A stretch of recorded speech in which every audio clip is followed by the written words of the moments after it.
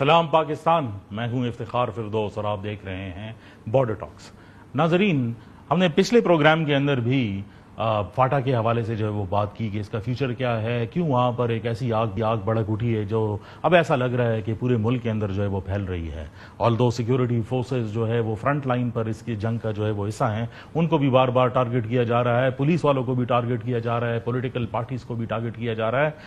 کیا ہوا کہ یہ ساری آگ جو ہے وہ پھیل گئی؟ آیا یہ پرٹیکولرلی صرف ایکسٹرنل فیکٹرز ہیں کہ انٹرنل فیکٹرز بھی ایسے ہیں جو اس میں کنٹریبیوشن جو ہے وہ رکھتے ہیں؟ آج ہم نے جو ہے وہ مدعو کیا ہے جناب اجمل وزیر صاحب، جو اس ٹائم کے ہیڈ تھے کے پی گورنمنٹ کے، جو یہ فاٹا مرجر کے پروسیس کو جو ہے وہ دیکھ رہے تھے۔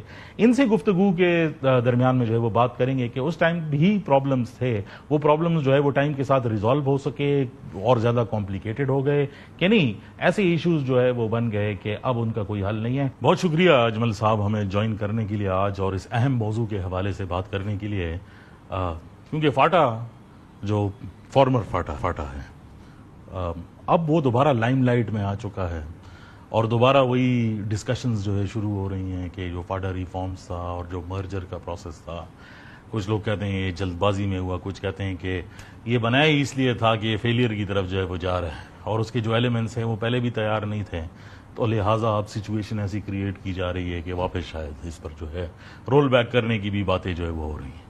تو پبلک پرسیپشن کے اندر بہت انکلیئرٹی ہے۔ آپ آبویسلی ان شروع ادوار میں جب کے پی جو ہے وہ فاٹا جو ہے وہ کے پی میں مرج ہوا تھا تو آپ انچارج بھی تھے، آپ اوور لک بھی کر رہے تھے، آپ کا اپنا تعلق بھی ساؤتھ وزیرستان سے ہے۔ تو اگر میں باقی جو ہے فاٹا چھوڑ بھی دوں، صرف ساؤتھ وزیرستان کی بات کروں، اب تو وہ 2 ڈسٹرکٹ میں تقسیم ہو چکا ہے۔ آپ کیا سمجھتے ہیں کہ لوگ کیا چاہتے ہیں وہاں پر؟ افتخار صاحب دیکھیں، 2 چیزیں ہیں۔ 2018 میں مرج ہوتا ہے اور مرج ہونے سے پہلے اس وقت جو پرائم منسٹر تھے میاں نواز شریف صاحب تھے۔ آج اگر ہم دیکھیں تو ان کے بھائی میاں شہباز شریف یعنی مسلم لیگ نون کی حکومت ہے، اس وقت بھی تھی۔ جب یہ مرج ہوتا ہے 2018 میں تو اس کے لیے سرتاج عزیز مرحوم کی کمیٹی کی سفارشات بنتے ہیں اور وہ تمام ٹرائبل ڈسٹرکٹ میں جا کر باقاعدہ ایک کنسنسس ڈاکومنٹس بنا لیتے ہیں اور پھر وہ اس پہ تمام سیاسی جماعتیں، صرف 2 جماعتوں کو چھوڑ کر، جس میں مین مولانا فضل الرحمان صاحب کی جماعت تھی، وہ ہمیشہ سے وہ اس کے، اور دوسری جماعت تھی محمود خان اچکزئی، کہ بقایا تمام جماعتوں نے کنسنسس کر کے ٹرائبل ڈسٹرکٹ کو مرج کرنے کا یہ جو 25th امینڈمنٹ کر لی۔ اچھا جی، اب اس میں ایک نکتہ تھا جو سب سے امپورٹنٹ نکتہ تھا، وہ یہ تھا کہ جی ایک اس کو gradually step by step 5 year اور پھر بعد میں 10 ایئر کا یہ 2 پلانز تھے۔ اچھا، یہ بھی تھا کہ اس میں 10 ایئر تک ہر سال جو این ایف سی کا ڈیویزبل پول ہے اس میں سے 3% دیے جائیں گے۔ اس وقت 2018 کے حساب سے وہ تقریباً 110 ارب کے لگ بھگ بنتے تھے۔ اچھا، اب 2018 میں مرج ہوتا ہے، اس کے بعد آج 2025 سے تو وہ جو ڈیویزبل کے این ایف سی کے 3% دینے تھے، جس میں 4 صوبے اور وفاق شامل تھے، 1 روپیہ نہیں دیا۔ ٹھیک ہے سر۔ دوسری بات، جب ہم آتے ہیں اس حوالے سے کہ اس میں جب یہ مرج ہوا، جب ہم اس کے جب انچارج تھا میں وہاں کا، تو میں نے اس کے لیے جو میکنزم بنایا وہ یہ بنایا کہ ٹرائبل ڈسٹرکٹ یہ 1901 سے ایف سی آر نافذ تھا۔ اب ان کو یہ پتا چلنا چاہیے کہ جی آپ وزیرستان سے لے کر باجوڑ تک دیکھیں، وہاں کے ہم نے دورے کرائے، پرائم منسٹر کے بھی اس وقت کے، چیف منسٹر بھی، میں خود بھی، ہم وہاں پہ جاتے تھے، لوگوں سے ملتے تھے، جرگہ کرتے تھے، کلی کچہریاں کرتے تھے، انپٹ بھی لیتے تھے اور انپٹ دیتے بھی تھے۔ اچھا، میں یہاں پر آپ کی بات تھوڑا کاٹنا چاہتا ہوں، کیونکہ آپ نے کہا کہ لوگ انپٹس دیتے تھے، آفیشلز بھی جاتے تھے۔ مجھے یاد پڑتا ہے کہ اس زمانے میں بھی یہ خدشہ تھا کہ جو لوکل بیوروکریسی ہے وہ نہیں چاہتی کہ فاٹا جو ہے وہ مرجر جو ہے وہ ہو جائے، اور آپ کو یاد ہے جمرود کے اندر پروٹیسٹ جو ہے وہ شروع ہوئے، پھر ساؤتھ وزیرستان کے اندر پروٹیسٹ تھے، اس طرح پشاور تک جو ہے وہ لوگ آ گئے اور اس پر جو ہے وہ پروٹیسٹ کرنا جو ہے وہ انہوں نے شروع کر دیا کہ یہ سسٹم جو ہے یہ نامنظور ہے ہمیں۔ کیا ابھی بھی یہ جو ساری ناکامی کا جو بوجھ ہے، اوبیسلی اس میں تو بہت سارے پروسیسز جو ہے وہ انوالوڈ ہیں جو اس طریقے سے کام نہیں کر سکی جیسے آپ نے بتایا، لیکن بیوروکریسی کا رول اس میں تھوڑا عجیب جو ہے وہ نظر آتا ہے نہیں؟ افتخار صاحب، جو آپ نے بات کی ہے، سب سے پہلا جو دھرنا ہوا تھا آفٹر مرج وہ خصدار اور لیویز کا ہوا تھا جو جمرود کے مقام پہ ہوا تھا، جس کا آپ نے ذکر کیا. وہ خصدار لیویز 29,000 لوگ تھے. ان کا جو یہ پہلے یہاں پہ سیفران کے منسٹر کے انڈر میں کام کرتے تھے، جب مرج ہوا تو ان کی جو مستقبل تھا وہ ہوا میں، جو لائن ڈپارٹمنٹس بن گئے. یس. اب وہ ہوا میں تھا تو اس کے لیے ان کے ساتھ پھر ہماری میٹنگ اور یہ وہ، اور ایپیکس کمیٹی کی خیبر پختونخوا میں میٹنگ ہوئی. اس میں اس کمیٹی کا مجھے چیئرمین بنایا کہ ان کے ساتھ بات کر لے پرائم منسٹر کی. یہ کنسرن میں نے ان پہ 2 3 4 دن میں کوشش کر کے ایک کنسنسس کر کے وہ سفارشات مرتب کی، اور اس پہ ان کو بٹایا. یہ جو 29,000 لوگ کے ان کے جو بڑے تھے ان کو بٹا کر وہ ہم نے خیبر پختونخوا پولیس میں مرج کیا، جس میں جو بات آپ کر رہے ہیں، جس میں بیوروکریسی یہ نہیں چاہتی تھی. آپ کو پتہ ہے کہ ان کی کیا وجوہات تھی. اچھا، جب وہ مرج کیا گیا تو اس وقت جو سفارشات تھے اس میں اس وقت میں نے جو پریس کانفرنس کیا وہ آن دا ریکارڈ میں نے کہا کہ یہ 29,000 تو اب ہم مرج کر رہے ہیں کہ تاکہ یہ لوگ بے روزگار نہ ہوں، ان لوگوں کی بھی قربانیاں ہیں، لیکن تقریباً 20,000 نئے لوگ فورس میں نیو بلڈ شامل کرنا ہوگا، جن کا ڈومیسائل، شناختی کارڈ، ایج میں ریلیکسیشن اور یہ ساری چیزیں ان کا تعلق فاٹا سے ہوگا. اس میں سے آج تک ایک بندہ بھی بھرتی نہیں ہوا. وہ کرم کے کچھ لوگ ابھی بھرتی کرنے کا وہ جو بات ہوئی، لیکن پورے ٹرائبل ڈسٹرکٹ میں جب آپ لا اینڈ آرڈر کے حوالے سے دیکھ تو اور فورس بھی تو بھرتی کرنا تھا. اس میں تو اب جو بات سامنے آئی ہے اس میں تو امپورٹنٹ یہ بھی ہے کہ صرف فاٹا کے لیے نہیں بلکہ جو خیبر پختونخوا کی سی ٹی ڈی بنی ہے تقریباً 2013-14 کے اندر، اس میں بھی ابھی تک جو ہے کوئی نئی بھرتی نہیں ہوئی. وہی امپلائیز جو ہے وہ ادھر آگے پیچھے ہو رہے ہیں. اب جا کر وہ پروسیس شروع ہے، لیکن ویری اسٹریٹ لوگ کیا چاہتے ہیں اس ٹائم پر؟ سینٹیمنٹ کیا ہے؟ آپ علاقے ہیں، you are son of the soil. دیکھیے، میں آپ کو بتا دوں، آپ مجھے ایک بات بتا دیں کہ اتنے عرصے کے بعد 2014 میں نے کالم لکھا تھا، یہ مرچ سے بہت پہلے تھا، دی نیشن میں، مجھے یاد ہے. اس میں نے لکھا تھا اور آج بھی موجود ہے کہ ٹرائبل ڈسٹرکٹ یعنی فاٹا کے عوام کو 21ویں صدی میں اپیل، وکیل، دلیل کا حق چاہیے. آج وہاں کے عوام کو اپیل، وکیل، دلیل کا حق تو مل چکا ہے. میں یہ مانتا ہوں کہ اس کو امپلیمنٹیشن کے وہاں کے جو مسائل ہے، جو لا اینڈ آرڈر کے صورتحال ہے، وہ ساری چیزیں وہاں کی یوتھ کو آپ لے لیں، وہاں کے لوگوں کو آپ لے لیں. آپ مجھے بتائیں، خیبر پختونخوا اسمبلی میں آج آپ کے ریزرو کے ساتھ ملا کر ویسے تو 16 سیٹیں ہیں. آج آپ کی خیبر پختونخوا حکومت کے اسمبلی میں یعنی اسمبلی میں وہاں پہ آپ کی نمائندگی موجود ہے. پہلے یہ نہیں تھی. ٹھیک ہے جی. اب آپ کی بات وہاں خیبر پختونخوا کے ساتھ ہے.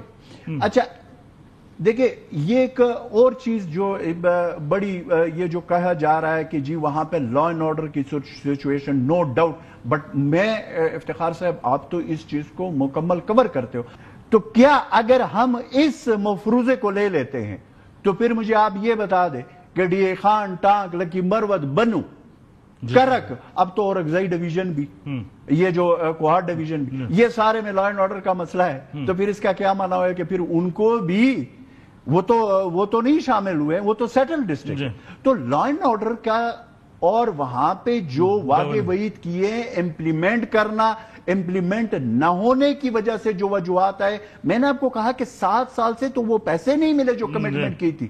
اچھا، پھر آپ یہ دیکھیں کہ یہ 78 سال کی محرومیاں لوگوں کی پور کرنے، یہ 2 سال کا کام تو نہیں تھا. ایک آرگیومنٹ جو ہے وہ یہ بھی ہے کہ جو محرومیاں ہیں وہ اب آ کر جو ہے وہ ٹیررزم کے ساتھ مکس ہو کر ایک ایسا مکسچر بن گیا ہے جس میں آپ کوئی ڈیفرینسیشن نہیں کر سکتا کہ کون سا پرابلم کیا ہے، لیکن لا اینڈ آرڈر کا ایشو بڑا ہے. ناظرین، ایک چھوٹے سے بریک کا ٹائم ہوا ہے، واپس آ کر اسی کو اجمل صاحب کے ساتھ جو ہے وہ جاری رکھتے ہیں. ہمارے ساتھ رہیے.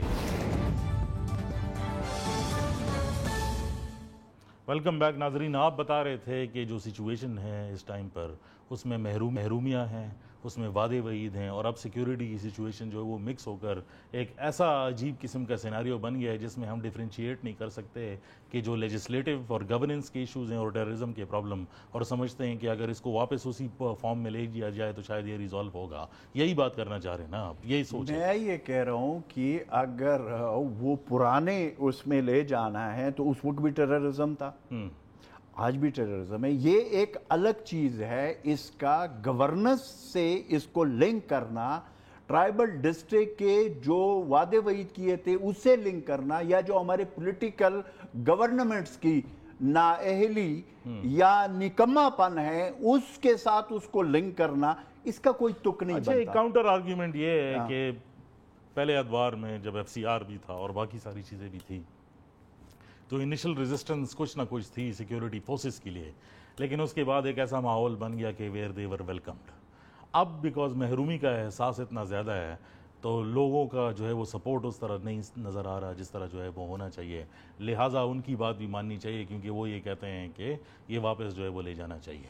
آپ کیا سمجھتے ہیں کہ لوگوں کی سپورٹ جو ہے وہ کس طرح جو ہے وہ واپس حاصل کی جا سکتی ہے؟ دیکھیں, میں آپ کو ایک بات بتا دوں افتخار صاحب, میں سمپل اس سے بہت بڑا تعلق بنتا ہے. خیبر پختونخوا میں سینٹ کے الیکشن ہوتے ہیں اور یہ ٹی وی چینل پہ چلتا ہے کہ خیبر پختونخوا میں حکومت اور اپوزیشن کا الائنس میدان مار گیا. یعنی یہ آپ نے کبھی ایسا خبر نہیں سنا ہوگا کہ حکومت اور اپوزیشن اکٹھا ہو کر جیت گئے, دونوں جیت گئے. آپ مجھے ایک بات بتا دیں کہ یہ جب سارے مسئلوں کے لیے ویسے تو ایک دوسرے کے خلاف بات کرتے ہیں اور روزانہ جو ہے نا مورچے سنبھال لیتے ہیں. سینٹ کا الیکشن ہمارے سامنے یہ ابھی ہوا ہے, 2 دن پہلے ہوا ہے.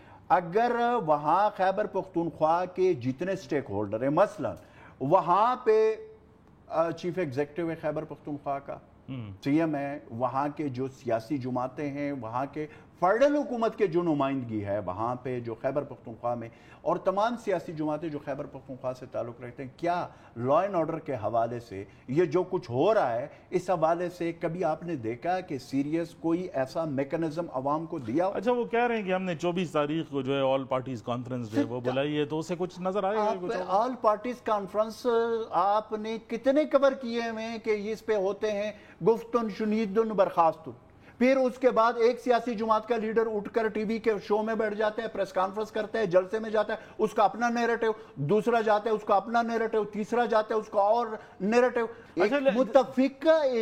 متفقہ افتخار صاحب ایک نیریٹو اس حوالے سے خیبر پختونخوا کے لا اینڈ آرڈر کے حوالے سے, امن کے حوالے سے جب تک یہ سیاسی جماعتیں نہیں لیں گے, آپ اگر یہ اس پہ ڈال دیں, مثال کے طور پر آپ اگر یہ اس پہ ڈالتے جو کہ خیبر پختونخوا یا ٹرائبل ڈسٹرکٹ کے عوام, بھئی ٹرائبل ڈسٹرکٹ کے عوام کیا چاہتی ہے؟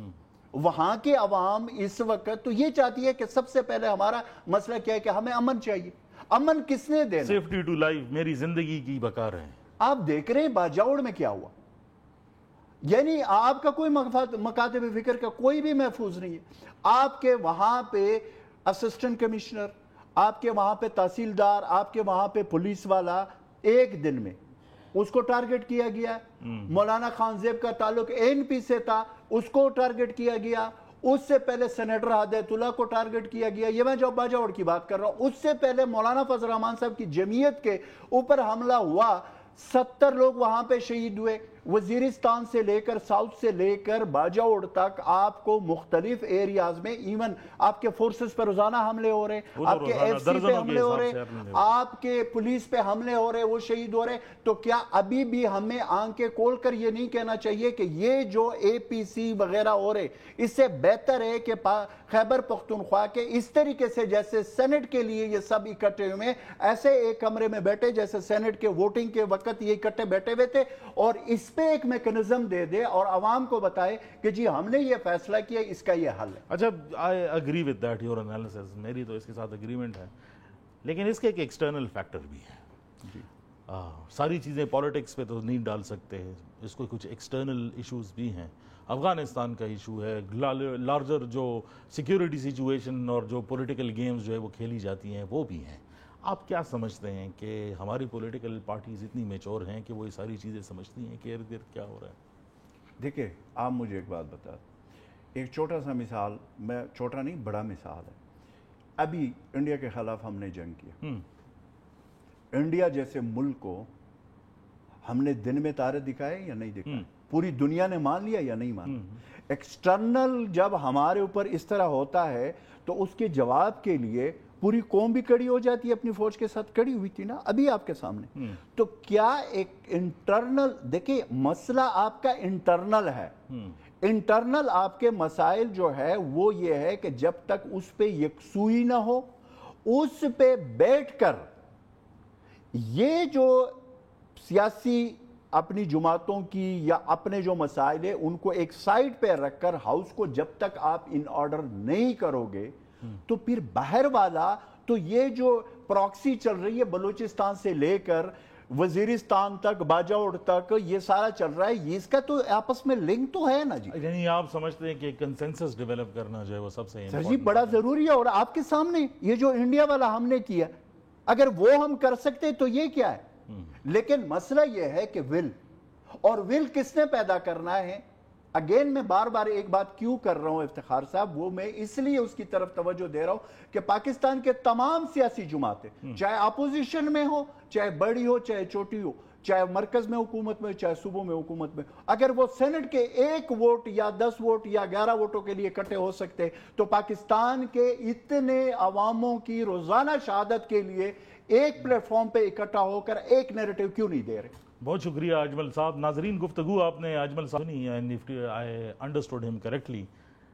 تو کنسنسس جو ہے وہ امپورٹنٹ ہے، اور ایٹ لیسٹ اگر ہم بڑے پرابلمز جو ہمیں ایگزسٹینشنل لگتے ہیں ان کے لیے کنسنسس جو ہے وہ ڈیولپ کر سکتے ہیں، تو ایسے ایشوز جیسے دہشت گردی ان کو بھی ماورائے جو ہے وہ پالیٹکس دیکھنا پڑے گا. اور اگر ہم سینٹ کے الیکشن کے لیے بھی اکٹھے ہو کر ایک صوبے کے اندر جو ہے لائے عمل طے کر سکتے ہیں تو دہشت گردی جیسے مسائل کے لیے بھی جو ہے امپورٹنٹ ہے وہ کریں. ناظرین پروگرامز میں آگے جا کر بھی جو ہے اسی قسم کی گفتگو کا سلسلہ جو ہے وہ جاری رہے گا. ہم آپ کے سامنے انشاءاللہ کل دوبارہ جو ہے وہ حاضر ہوں گے. دیکھتے رہیے گا بارڈر ٹاکس.